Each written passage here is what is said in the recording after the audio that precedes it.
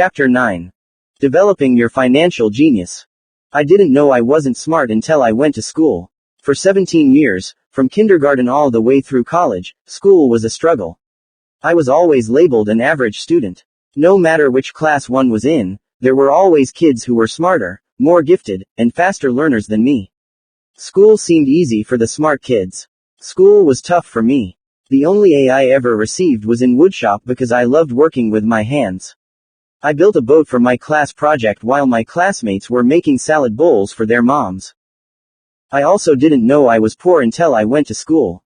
When I was 9 years old, my family moved across town, and I went to a school for rich kids.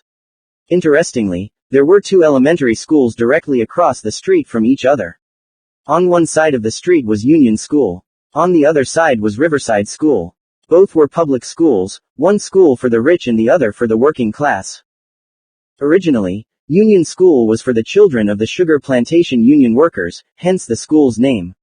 Riverside was the school for the children of sugar plantation owners and managers. I attended Riverside School because the house our family lived in happened to be on the side of the street next to the river. Even though I was only 9, I was aware that my classmates at Riverside School lived at a higher standard of living than my family.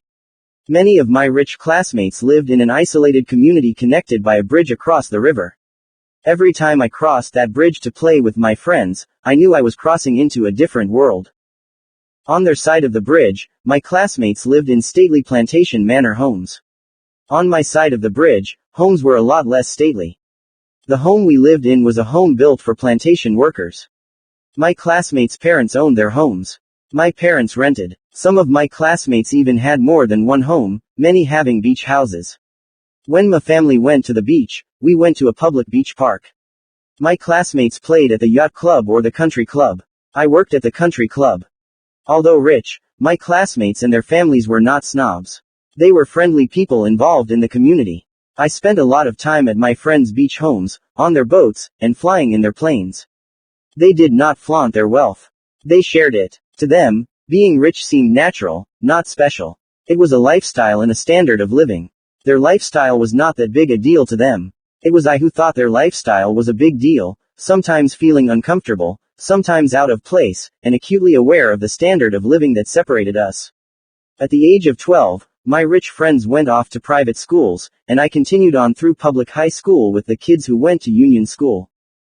I also didn't know I was a geek until I went to school. In high school, all the girls I wanted to date wanted nothing to do with me. I was not cool. The popular girls were interested in the bad boys who were older, belonged to a gang, and owned a car. Although I was a starting player on the football team and a surfer, I was not cool, not a bad boy, and didn't own a car. I was shy, fat, and drove around in our family's beige-colored station wagon. Definitely not cool. In 1974, as I was getting out of the Marine Corps at the age of 27, I knew I wanted to be rich, drive fast cars, and date beautiful women. Even though I had grown up, lost my baby fat, and gotten taller and stronger, in my mind I was still the shy fat guy without much money.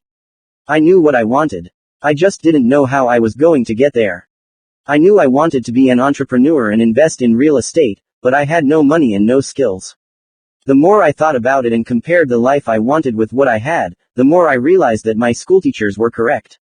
I was average. I had no great skills or talent. I was not smart. If I was going to be rich, I needed to find a way to be at least above my means in every way. Don't live below your means. Financial experts advise people to live below their means and diversify. To many people this sounds like smart advice. The problem with following this advice is that you wind up average because it is average advice. It is not bad advice. It's just average financial advice. Besides, who wants to live below their means? In high school, students begin focusing on their academic strengths and taking courses with an eye towards high-paying future careers. Kids are constantly pushed to be smart, study hard, and get good grades. After graduating from college, many go on to graduate school, narrowing career choices to becoming lawyers, doctors, accountants, and MBAs.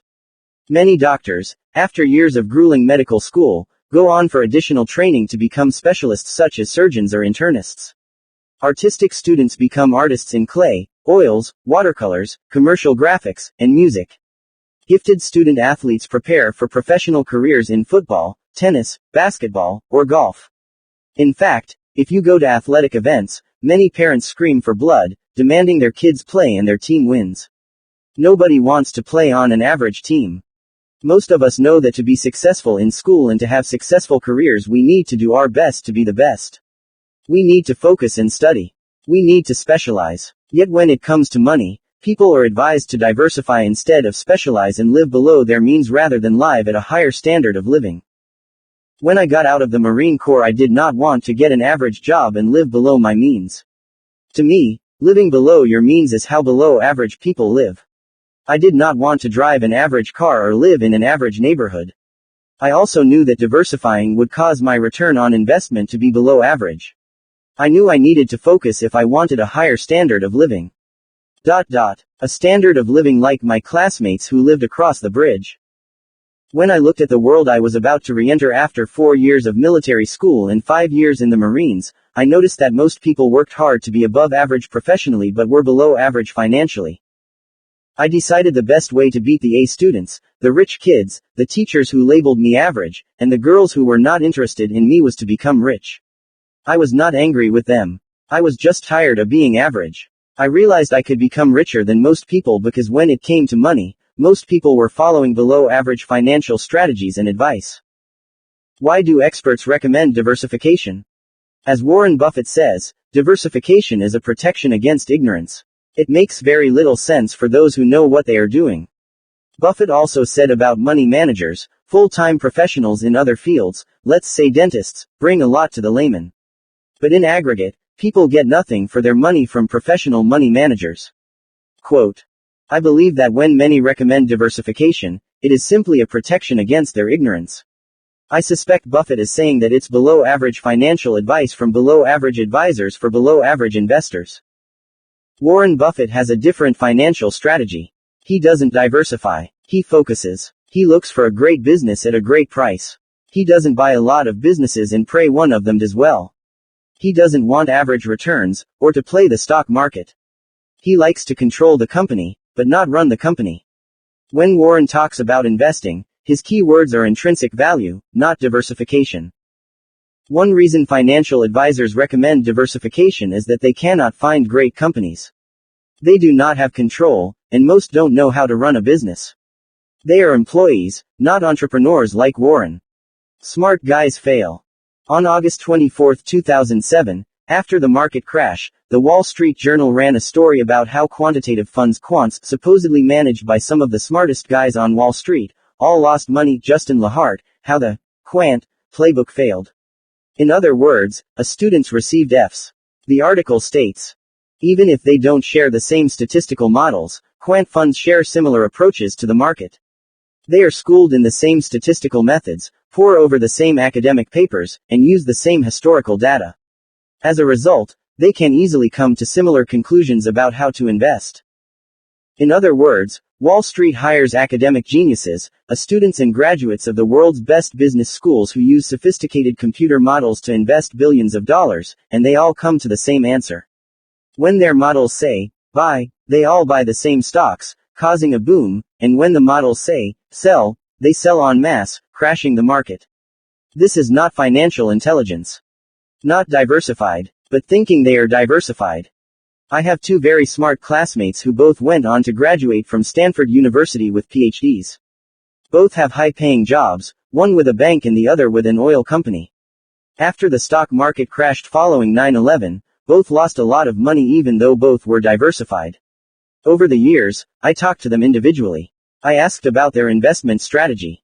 Both said, I invested in a well-diversified portfolio of stocks, bonds, and mutual funds. Although I did not say it, I wanted to point out to them that they were not really diversified. Instead of being diversified, they were 100% invested in paper assets, primarily the stock market. They were not in investment-grade real estate, privately held businesses, or commodities such as oil production. When the market went down, it all came down. They were not diversified, but they thought they were. They had above-average academic IQs, but below-average financial IQs. Finding your genius. I built and rebuilt several businesses from 1974 to 1984. I was determined to become an entrepreneur. Just like a baby who stands and falls a number of times before learning to walk, I stood and fell a number of times before walking as an entrepreneur. I did this because I wanted to learn to be an insider, not an outsider. From 1984 to 1994, I became an educational entrepreneur because I became interested in how people learn. Although I disliked school, I enjoyed learning. Also, I wanted to know why I always felt stupid in class. During those 10 years, Kim and I built an education company that taught entrepreneurship and investing from our offices in Australia, Canada, New Zealand, Singapore, and the US. During this period of time I did things differently, almost the opposite of the way traditional schools teach. Instead of creating an environment where only one or two students were smart, I created an environment where everyone could feel smart and learn. Instead of competing, the class cooperated. Instead of having students listen to me lecture, I created different games to teach specific subjects. Instead of being bored, adult students were actively challenged and participated. I went on to develop my educational board game Cashflow from what I learned as an entrepreneurial educator, the first game to teach both accounting and investing at the same time. As you may know, accounting can be the most boring subject on earth and investing the most frightening. By combining the two subjects into one game, learning became challenging and fun. A person could play the game 1,000 times and still learn something new about accounting, investing, and themselves. The game was officially launched in 1996. As I learned more about the human mind and how we learn, I found out a number of things about our school system that were disturbing. I found out that our current system of teaching actually damages a child's brain. In other words, even an A student can be slowed up by the educational system.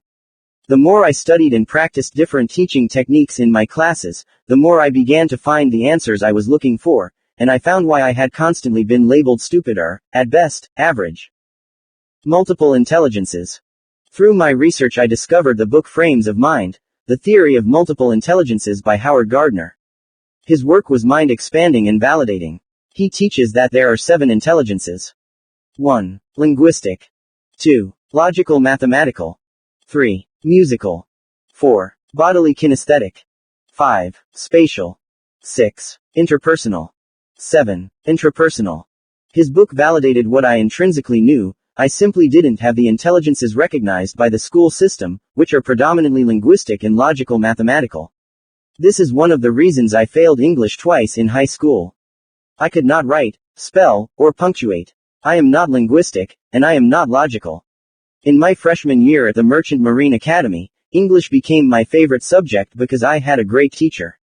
If not for the teacher, I might not be an author today. My English teacher at the academy had great interpersonal skills, which is why he could relate to me. I respected him. Instead of talking down to me, he inspired me. We could speak person to person rather than teacher to student. In his class, I wanted to be smart, and I wanted to learn. Instead of another F in English, I received a B.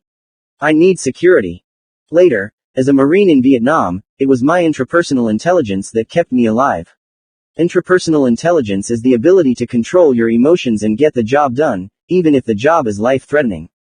Many people are not successful financially because their intrapersonal intelligence is weak. People with limited intrapersonal intelligences often say, "I need job security," or, "That sounds risky." These are examples of emotions doing the thinking, not intrapersonal intelligence. As I studied more about Gardner and his theory of multiple intelligences, I realized that the A students were those who had high linguistic and logical mathematical intelligences. Reading, writing, and math were easy for them but very difficult for me. I read and wrote slowly, and I only liked math if I was measuring something like my boat or my money. My intelligence strengths were spatial, bodily kinesthetic, and intrapersonal, which is why I doodled in class, built a boat, and was not threatened or motivated when teachers told me I wouldn't get a good job if I didn't get good grades. At this time, you may want to ask yourself, of the 7 intelligences, which are you strongest at?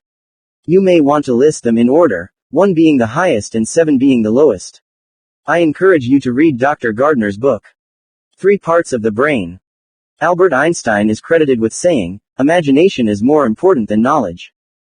As an entrepreneurial educator, I did a lot of research on the different parts of the brain. Boiling it all down to overly simplified terms, we have 3 basic parts to our brain, pictured below. 1. The left brain. Generally, this part of the brain is used for reading, writing, speaking, and logic. Kids who do well in school have well-developed left brains. From Gardner's work on multiple intelligences, the left brain would be most associated with linguistic, logical, mathematical, and interpersonal intelligences. Writer, scientist, lawyer, accountant, and schoolteacher are professions for such people. 2. The right brain. This part of the brain is often associated with pictures, art, music, and other more nonlinear relationships, with creativity and imagination. From Gardner's work, musical and spatial intelligences would be most associated with the right brain. Designer, architect, and musician are professions for people with these dominant intelligences. 3. The subconscious brain. This is the most powerful of the three brains because it includes the old brain, often called the primitive brain. It's the primitive brain that is most like an animal's brain. It does not think, but rather reacts, fights, flees, or freezes. From Gardner's work, the intrapersonal intelligence would most relate to the subconscious mind. In my opinion, it is a person's intrapersonal intelligence that ultimately determines if they are a success or failure in life, love, health, and money. This is because the subconscious mind is the most powerful part of the brain, especially in pressure situations. The subconscious mind also affects our bodily actions via bodily kinesthetic intelligence. For example, in the game of golf, pressure may cause a golfer to choke and miss an easy putt. Subconsciously, a person may freeze and not take action out of fear of making a mistake, or stay at a job for security rather than the love of the work. People with high intrapersonal intelligence have the ability to control the subconscious brain's desire to fight, flee, or freeze. Instead of flee, they may decide the best thing to do is freeze. If frozen, they may choose to fight. The point is, they have the intelligence to choose the appropriate subconscious response. If angry, they can speak calmly. If afraid, they can confront their fear. People think differently when their subconscious is controlled by fear. If people are fearful, they may say, "I can't do that. What if I fail?" Or, "That's risky." Compare that to a person who is in a fight state subconsciously, who might say, "I'll show them. I'll get that deal just to prove I can do it." Learning to choose your subconscious state of mind before thinking and making decisions is very important. When I was in Vietnam, I felt better, flew better, and was more confident when I subconsciously chose to fight. When I was in a fleeing or fearful state, my thoughts were fearful. So choose your subconscious state of mind before using your left and right brains. Professions requiring tremendous control under stress are best for people with strong intrapersonal intelligence. For example, police officers, emergency room nurses and doctors, firefighters, and soldiers require high intrapersonal intelligence. I would say entrepreneurs require a high level of this intelligence. Which brain controls your money? The reason I became curious about the brain and how it works is because I wondered why so many people say one thing and then do another. For example, I might ask a person, "Do you want to be rich?" Most people will say from their logical left brain, "Yes. I really want to be rich." The problem is not found in their logical left brain. The problem is the subconscious brain saying, "Not you. You'll never be rich," or, "How can you be rich? You don't have any money." In most cases, it's the subconscious fear of failing that holds people back. It is this fear of failing that teachers use to motivate people in school. I remember my teachers saying to me, "If you don't get good grades, you won't get a good job." Later in life, when the A students who got the good jobs want to make career changes, their fear holds them prisoner. For example, I have a friend who is an attorney, an A student from Harvard, who wants to change, but he can't. He is afraid of doing something new for fear of failing and not making enough money. He says to me, "I've been an attorney for so long I don't know what else to do. Who else will pay me what I am earning?" He has a brilliant left brain, an underdeveloped right brain, and an out-of-control subconscious brain. Again, the subconscious brain is the most powerful of the three brains. The subconscious mind is so powerful that it controls our addictions. For example, most smokers want to quit. You can logically explain to their left brain all the harmful effects of smoking and show their right brain horrifying pictures of lung cancer. But if the subconscious mind wants to smoke, the person smokes. In many ways the subconscious brain controls your life, regardless if you are an A or F student. For most people, when it comes to money, there is a battle of the brains going on inside of them. It is this conflict that causes many people to live below their means when in reality they want to improve their standard of living and to be rich. As a teacher of entrepreneurship and money, I find many people, even well-educated ones, who are addicted to being poor. Something in their brain keeps them poor. Instead of turning everything they touch to gold, everything they touch turns to lead. Battle of the Brains.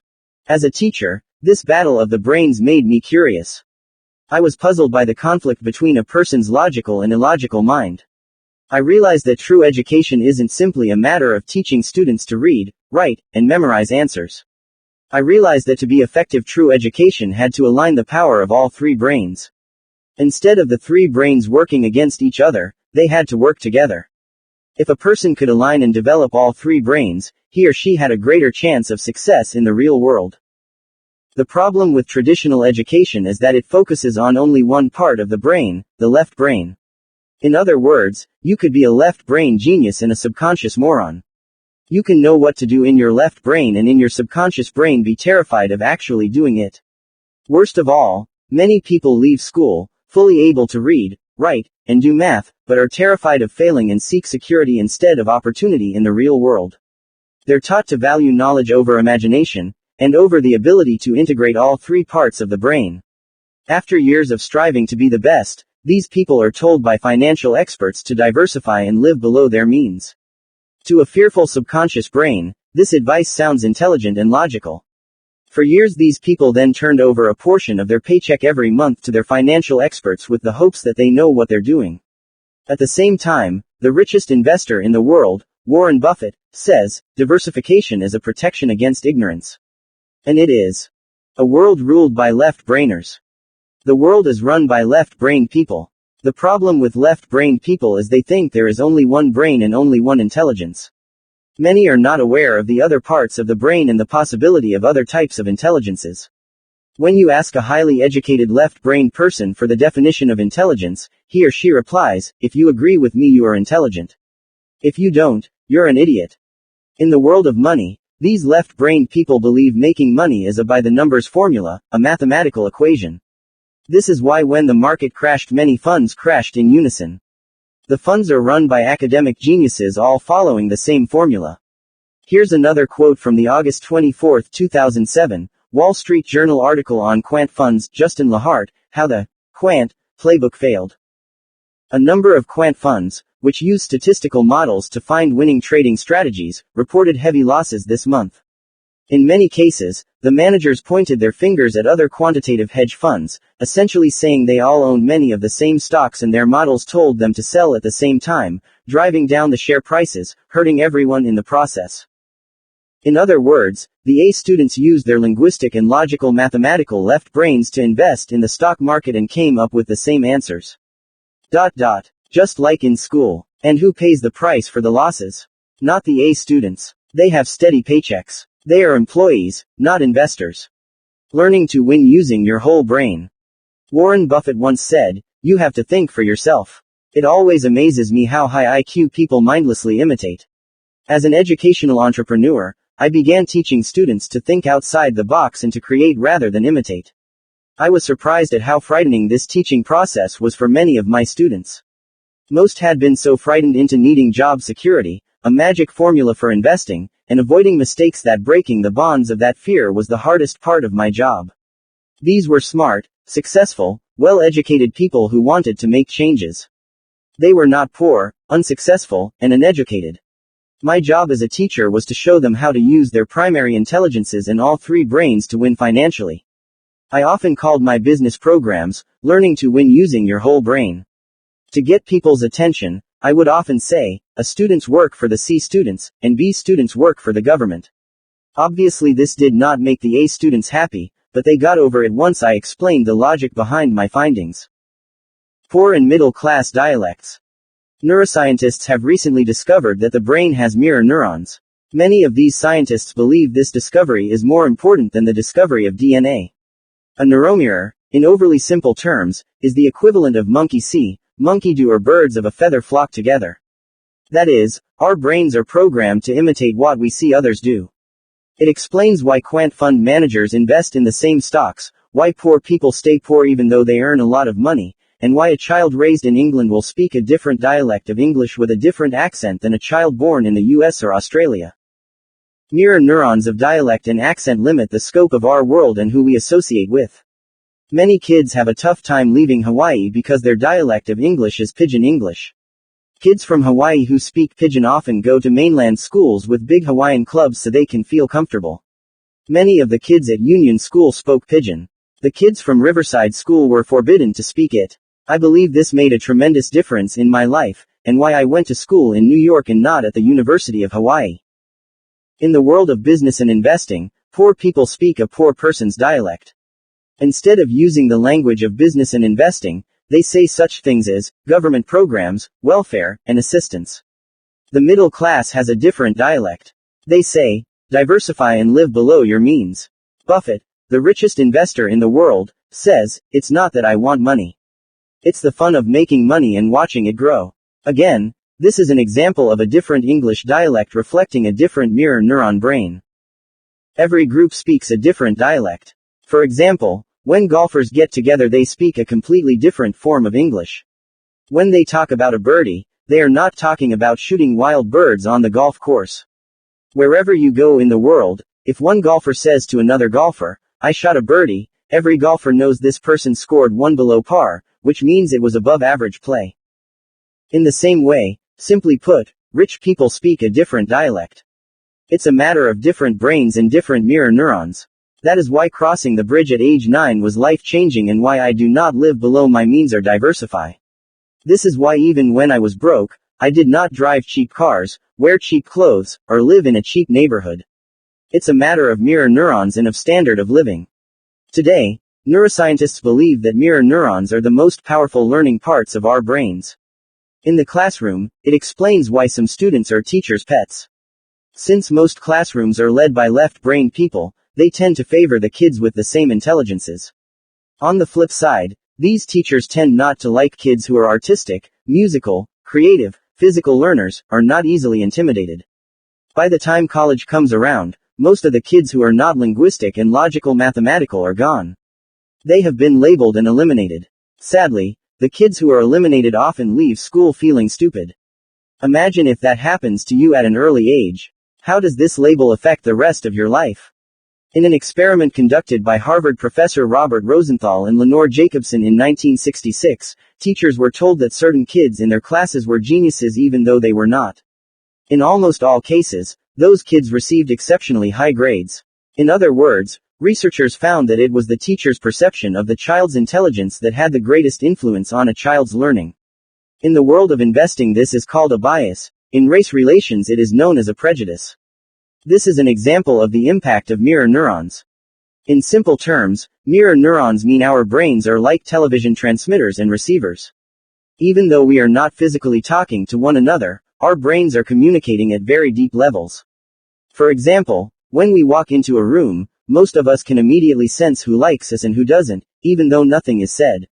This is the worst part. I learned that if I did not feel good about myself, people did not feel good about me. In many instances, another person is only sending back what I am broadcasting. In other words, if I think I am a loser, other people will think of me as a loser. The good news is that you and I can change their perception of us by changing our perceptions of ourselves. This can be done by adapting our mirror neurons. It is not easy, but it can be done. For example, if I had not changed my perception of myself, I would never have met and married a beautiful woman like Kim, someone like Donald Trump wouldn't be my friend, and I wouldn't be financially secure today. If I had not consciously changed my perception, I would probably still be a shy, fat, poor kid speaking pidgin English. Even though I graduated from a very good school, I left not feeling smart. I left feeling that there were people I would never be as smart as. I was always average. When I interviewed for jobs, the first questions asked were what school I went to and if I had a master's degree. If I had a master's degree, I had a better chance of being hired. Once again, even though I was in the business world, I was still in a classroom, in a world dominated by left brain intelligence. In 1974, while working at Xerox, promising the company that I would get my MBA, I began researching the brain and different ways of learning and teaching. I was looking for a way to win on my terms, not on their terms. Being raised in a family of schoolteachers, I realized their measure of success was the school a person attended and how many advanced degrees he or she had. In the world of big business, it was pretty much the same thing. In most major corporations, employers want the pedigree of prestige that comes with advanced degrees from recognized schools. In other words, graduates from Ivy League schools are better than graduates of state universities, who are better than graduates of community colleges. In the world of big business, the school you attended can give you a better job, a better title, and a better paycheck. That is the measure of success. Being around my rich dad, I realized his measure of success was how much money he made, the people he spent time with, the freedom to work or not work, and how many jobs he provided. I realized I had better decide whose measure of success I wanted to base my life on. Since I did not think I could win at my poor dad's game of school and big business, I decided I had a better chance of winning at my rich dad's game. That is when my real education began. I decided to follow in my rich dad's footsteps as an entrepreneur and real estate investor. I knew I had a better chance in those areas because most of students are employees, looking for high-paying jobs and investing in paper assets such as stocks, bonds, and mutual funds. Since I was a C student, I realized that I needed to use all three of my brains, not just my left brain, if I wanted to learn to win. The questions for you are: what is your measurement of success? Where do you have the best chance of winning? Is your brain being trained to win? Are your brains working together or are they working against you? 2 disadvantages. Over the years, I discovered that there were 2 disadvantages people had when it came to money. They are: 1. Our schools do not teach much about money. Even an A student leaves school knowing very little. On top of that, via the recently discovered science of mirror neurons, most of us learn about money from people who also are not financially intelligent. This is why so many people have middle-class aspirations, i.e., living below your means, saving money, and staying out of debt. 2. Our schools do not strengthen the subconscious mind. In fact, rather than educate, schools depend on fear to motivate, threaten rather than teach, imitate rather than innovate, punish mistakes rather than encourage, play it safe rather than think bigger, and say what a person wants to hear rather than what a person needs to hear. Due to these 2 factors, many people buy when they should sell, save when they should spend when they should save, are fearful when they should be brave, and are brave when they should be fearful. Examples of such non-controlled, irrational, financially foolish, subconscious brain behaviors are: 1. All the quant funds selling at the same time, crashing the market because they were all invested in the same stocks. They were selling when they should have been buying. Panic comes from the subconscious brain. Copying or mimicking comes from the fear of being different, so they do the same thing instead of being creative and risking thinking differently. 2. When people receive a raise or come into some money, they often spend it because they feel good, instead of paying off bad debt. I know of a gentleman who inherited nearly $1 million from his parents. Immediately he bought a big house and 2 new cars on credit. Instead of getting out of bad debt, his elation got him into greater debt. Today he is out of money and trying to save his house. 3. When the economy turns down, the sales prevention department of many businesses takes control. When sales drop, most business cut back on advertising, promotion, and sales staff. Rather than save, a business needs to spend. In a bad economy, the business needs to spend more on advertising and promotions, hire more sales reps, offer more sales incentives, and be more creative. In other words, be more right-brained, and communicate more. Instead of the sales acquisition department taking the lead, the sales prevention department takes over. The sales prevention department of most companies is made up of left-brained people such as accountants, attorneys, and salaried employees, generally people with strong left brains but terrified subconscious brains. When the sales prevention department takes over, many employees lose their jobs. In my opinion, when times are tough, it is the sales prevention department that should shed a few employees. The subconscious brain thinks it's intelligent. The problem with the subconscious brain is that it can be your greatest friend or your worst enemy.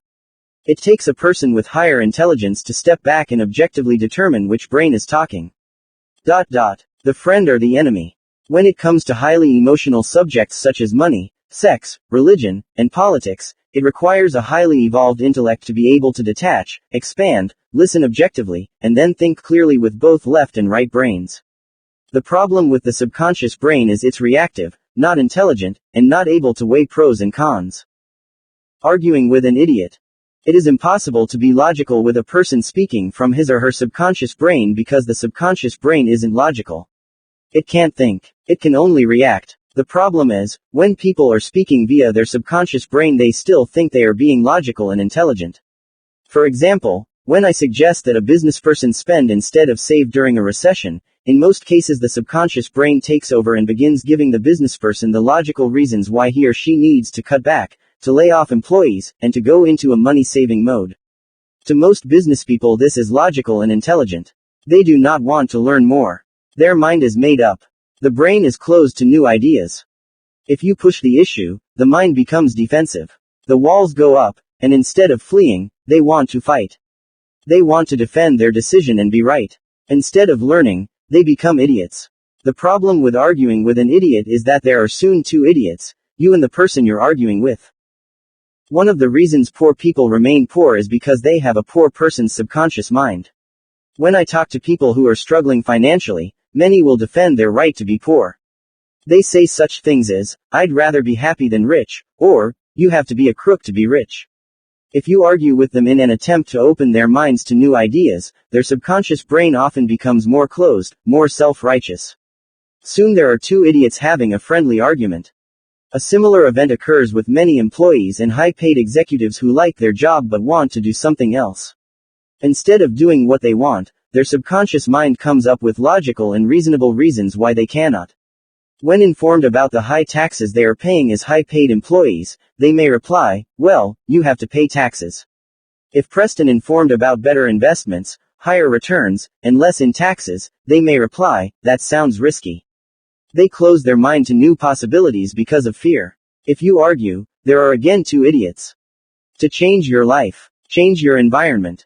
In my research on education and how we learn, it became very clear that environment was the most powerful teacher of all. This is why the latest validation by neuroscientists discovering mirror neurons in the brain is so important. Science is finally finding out what many of us already knew: to change your life, first change your approach. Most of us know that if we want to lose weight, we have a better chance of success by going to a gym rather than going to a restaurant. If we want to study, it might be better to study in the quiet of a library rather than trying to read while driving a car, which I have seen people doing. If we want to relax, we leave work and go to the beach or climb a mountain. And if you want to become rich, you need to find an environment that is conducive to becoming richer, an environment that strengthens all three brains. Ironically, work and school are not those environments for most people. The power of environments. If you want to grow richer and more successful, it becomes critical that you find an environment that allows all three of your brains to grow and gives them the time to develop. By 1974, I realized that I would never be hired to work for an A student. For example, a doctor or a lawyer would never hire me because doctors and lawyers need academically and professionally smart people around them. A doctor does not want a clumsy nurse, nor does a lawyer want an incompetent paralegal. Since I was an AC student, I needed to find a way to get students to work for me. That is when I decided to be like my rich dad and become an entrepreneur and real estate investor, and not like my poor dad, who was an A student and a schoolteacher. I chose to become an entrepreneur and real estate investor because I am a slow learner and I knew I needed time to develop. I was not looking to become rich quickly. I was looking for an environment that suited me, where I could spend a lot of time learning slowly. Another important reason for being an entrepreneur was that I could surround myself with smart people.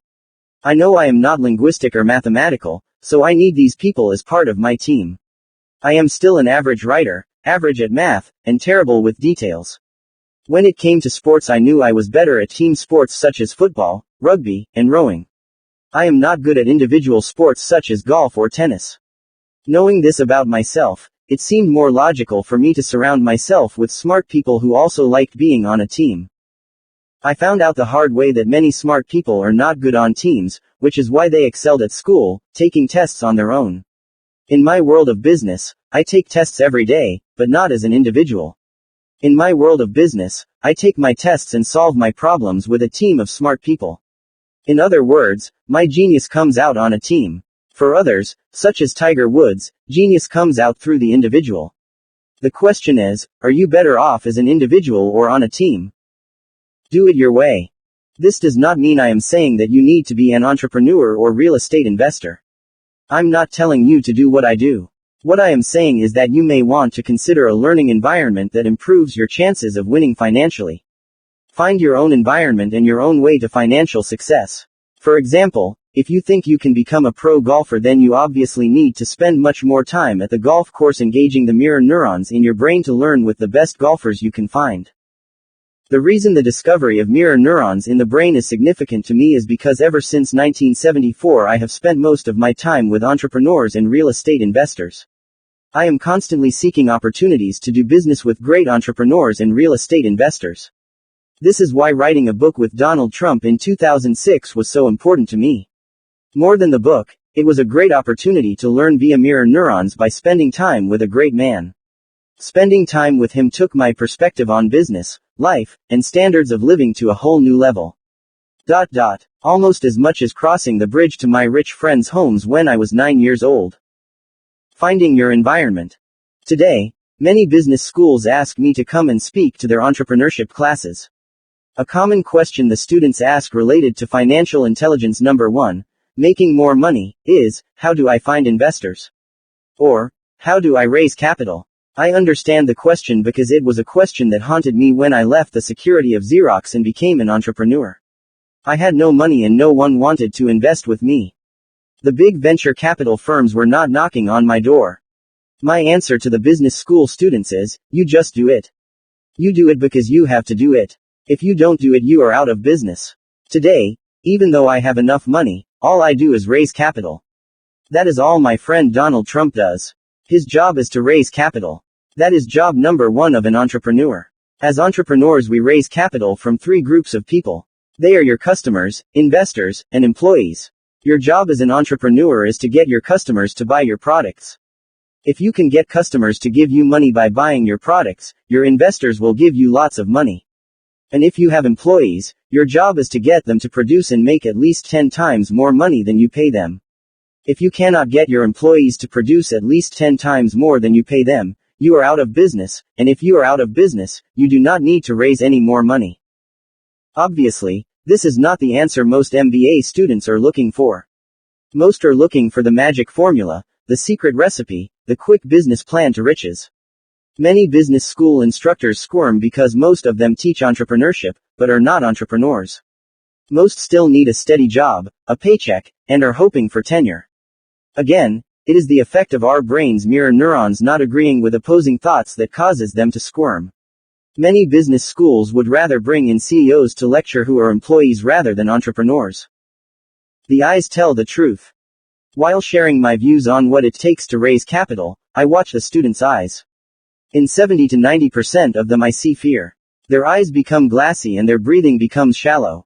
Blood has flowed from the left and right brains and into the primitive brain, the oldest part of the subconscious brain. Conversely, about 10% of the class chuckle and smile. They like my answer. Their eyes become brighter and they become excited. They know they can win. They know they can beat their classmates. They know they can become entrepreneurs. Despite an environment that thrives on fear of failure, all 3 of their brains are firing in alignment. Developing the 3 parts of the brain. For those of you who have played my cash flow game, you may recall that to win the game requires a lot of left brain financial knowledge and right brain creativity. Since it is only a game, being played with fake money, the fear of failing or losing money is greatly reduced, leaving the subconscious mind more or less neutral. Once a person understands the game, the subconscious brain shifts from fear to excitement and the joy of winning. Learning becomes fun and exciting. All 3 brains are being educated and developing. New possibilities are opening for an expanded whole brain. The cone of learning. In 2005, Arizona State University did a study on the viability of my game for teaching accounting and investing to business school students. Their findings were extremely positive and favorable, concluding that students actually learned faster and retained knowledge longer than when they learned in other ways. The university also introduced me to the cone of learning, pictured below. The second best way to learn. As you can tell from the chart above, the worst way to learn is by reading and the second worst way is by hearing a lecture. The most popular ways to teach in traditional schools. At the top of the cone is doing the real thing. When I told the MBA students to just go out and do it, many froze. Obviously there is a gap between reading, lecture, and surviving in the real world. The Arizona State University study pointed out that just below real life is simulations or games. The study confirmed the cone of learning and that our game was the second best way to learn about the left-brained logic combined with the right-brained creativity of money management, accounting, and investing. Instead of being subconsciously fearful, learning was fun and motivating. Students felt more self-confidence, more empowered, eager to learn more, and better able to use what they had learned. The university's findings were consistent with my findings as an educational entrepreneur. I found that by focusing on Howard Gardner's fourth intelligence, bodily kinesthetic, students learned more, learned faster, had more fun, and retained the information longer. Instead of just lectures, we played different games to make different points. I encouraged playing and making mistakes, and then we debriefed once the game was over. The learning was powerful because games involve all three brains. Many times, participants became upset, angry, or sad. They did not like the mistakes they made. Some blamed the game or other participants. These emotions are all part of the learning process, in my classes and in real life. My job as the instructor was to guide the participant away from blame and emotions and into learning the lesson the game was teaching. Once participants got their personal lessons from the game, some broke out laughing, saying, "I didn't realize I do the same thing in real life." Once there is cognition, a relationship between behavior in the game and behavior in real life, the participant has the opportunity to make changes if he or she wants to. At that moment of cognition, the aha of life, all three brains are working together. Once that occurs, the participant is often open to learning more and growing. One great success story occurred recently at a boys and girls club in a very poor part of Phoenix. A team from my company set up a cash flow club. Once again, teaching financial intelligence via a game was powerful, profound, and life-changing. One particular participant was a student who was labeled learning disabled by the school system and placed in a class for slow learners. After playing the cash flow game a number of times with his friends, he slowly began to improve his reading and math skills. Today, he's in a regular class. This is the power of coordinating all three parts of the brain in a cooperative, peer-to-peer learning environment. Change your environment. Change your life. As an educational entrepreneur, it became apparent to me that environment was the strongest teacher of all. I realized that I could teach and inform, yet if the participant went back to the same environment as before, the effect of what I taught was diminished. In other words, if the person went back to the job where mistakes were punished and creativity was suppressed, what I had taught him or her was of little value. The old environment won.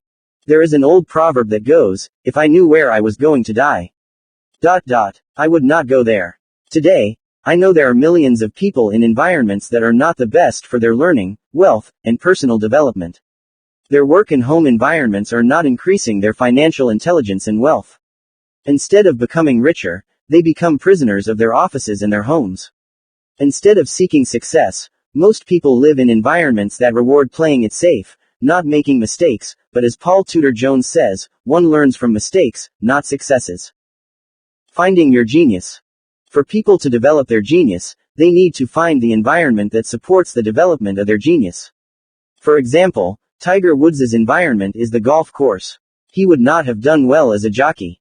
Donald Trump found his strength in the tough world of New York real estate. That environment challenged him, taught him a lot, and developed his skills. This is not an easy process. As you know, Tiger Woods works very hard at being a golf genius. Donald Trump works very hard at being a genius at real estate development. If you have ever seen the buildings he has developed in Manhattan and around the world, you know that it is easy to see his drive. Oprah survives and thrives in the very tough environment of television. One of the reasons many people do not develop their genius is simply because they are lazy. Many just go to work to collect a paycheck. It is easier for them to be average than to work hard at developing their genius. My questions to you are, what do you think your genius is and what environment is best for you to develop it? Another important question is, do you have the courage to change environments? Imagine your future, if you did. For many people the answers to these questions are, I don't know, or simply, no. For most people being comfortable is more important than finding and developing their genius. It is far easier to be average, work hard, collect a paycheck, save money, diversify in mutual funds, and live below their means. If this is you, then keep doing what you are doing. Every one of us is different. We all have different strengths and weaknesses. This is why I do not recommend that everyone do what I did. Even though it is pretty easy to be an entrepreneur, I know that being a rich entrepreneur is not easy. The world is filled with entrepreneurs who are average. The same is true with real estate. The world is filled with real estate investors who do not make much money. My point is this: we all have a unique talent or genius. If people want to become rich, maybe even super rich, they need to find an environment that allows them to develop and apply their genius. This is not easy, but it can be done if you are dedicated and have the drive to win. In the real world, dedication and drive are more valuable than good grades. Environments that make you rich. If you want to become richer, it is important to continually upgrade your environment. This is why I shake my head every time some expert recommends living below your means. By living below your means, you continually live in a lesser environment. As a young boy, every time I crossed the bridge to my rich friend's neighborhood, my brain was absorbing what it is like to live at a higher standard of living. A standard I wanted to live at. My brain was looking for ways I could achieve such a standard of living. This does not mean running out and buying a big house, flashy cars, new clothes, and getting into piles of bad debt. What I mean is to consciously and intelligently challenge yourself to improve your standard of living by increasing your financial intelligence. The best way to increase your financial intelligence is by first finding the environment where your genius can grow and develop. That can be as simple as going to a library and reading a book by a person you want to be like, or by looking at magazines with pictures of stately homes. The first step is to consciously begin to stimulate your mirror neurons to the standard of living and to the people you want to be like. In summary, financially weak people are people who tend not to develop their intelligence. They seek easy environments and easy answers. These are people who get pushed around, pay too much in taxes, work hard, and live below their means. They may be smart, good, and academic, but without the financial development of all three brains, they will most likely remain weak financially. Success requires some degree of mental and physical toughness. If you can train your left brain to understand the subject, engage your right brain to come up with creative solutions, keep your subconscious brain excited rather than fearful, and then take action, while being willing to make mistakes and learn, you can create magic. You can develop your genius.